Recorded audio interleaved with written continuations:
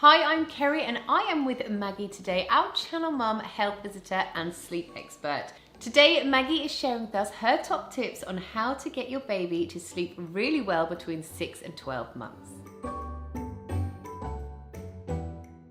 Once you've watched this video, don't forget to head on over to our Channel Mum support group where you can get loads of one-to-one advice from Maggie and from our trained parent helpers. So you just need to click the link below, but without further ado, let's get straight on and ask Maggie some advice. Maggie, we surely get you some more sleep by now. Well, we should be. That's not to say that all babies are cooperating, but yes, I mean, between 6 months to a year, they are actually capable of sleeping through the night without a feed, although a lot of babies don't know that. And they still wait for a feed maybe once or twice. Yeah. Well, let's see how our mums are getting on. He still doesn't sleep through the night.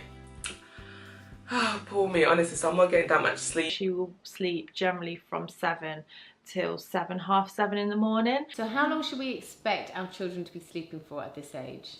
Roughly between still 12 to 13 hours. It's quite a lot of sleep day and night. They might start to consolidate their naps into the day, maybe, you know, a nap in the morning and a nap in the afternoon, so they might be dropping a nap by this age. When Olivia turned 6 months, her sleep just turned horrendous. She would wake 3 or 4 times in the night and was up about 5:30 every morning, and it was taking us about an hour and a half to get her to go to sleep.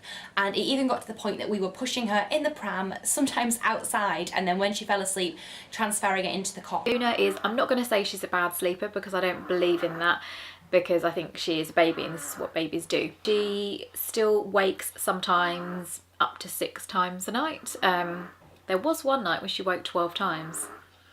Just rolling with the punches at the moment and trying to survive. It does have an effect on my mental health, definitely, but I know it will pass. So in the video we just watched, Charlie mentioned that because she's getting so little sleep, it's really affecting her mental health. Where can mums who are suffering with the same thing go for some advice and some help? There's a really good mental health course that MRI psychologist has done. There's a quiz beforehand to do it, and that will give you very clear steps on what to do next. What do we do? Our child's waking 6, 12 times a night. Have you got a solution for us? There isn't a tailor-made solution for every family, because there's all sorts of different reasons why babies wake during the night, and that would be the sort of family I'd suggest they come to the group, and I get them to fill in a sleep assessment form, so we can do a really accurate assessment what the issues are, and then we can give them bespoke, tailored advice to suit their situation and their baby. What are your top tips and advice for mums to help them get a bit more sleep and to help their babies sleep a bit more between 6 and 12 months? Weaning them off a bottle and onto a beaker.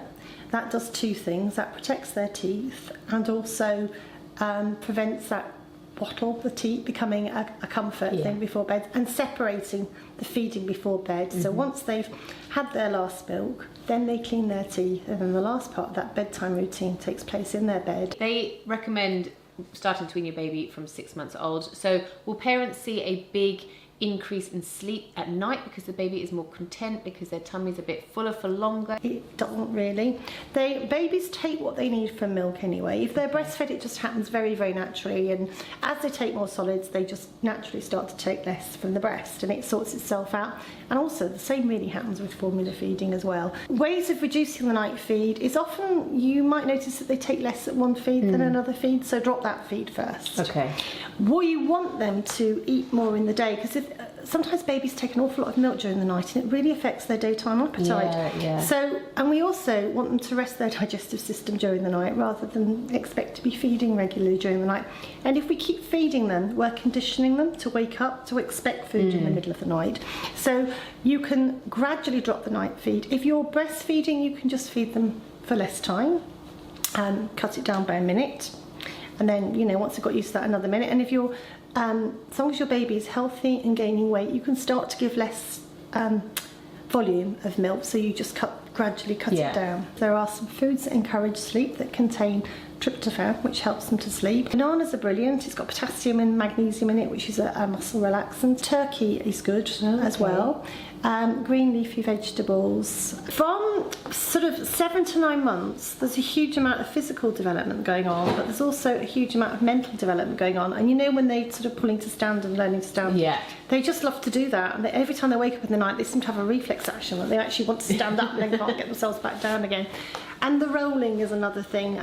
You know, babies need to go to sleep on their back, but once they're rolling both ways, then you can just leave them. You don't have to change, you know, roll them backwards or forwards, just leave them to find their own position that's comfortable. Ditching the dummy is one really good thing, because often if they wake in the night and they're used to a dummy and you have to get up 10 times a night to put the dummy back in, it's not really helping you or your baby. So getting rid of the dummy is a really good tip. Thanks, Maggie, that was really great, and I'm sure other mums are going to think that was so helpful too. We've also got loads of fact sheets for you guys to check out. They will be linked down below, and you do not want to miss our sleep training video that is coming up very, very soon. And also don't forget to head on over to the Channel Mum support group if you need any help or advice from Maggie and the team. So that's it for today. Thank you so much for watching, and we will see you next time. Bye. Bye.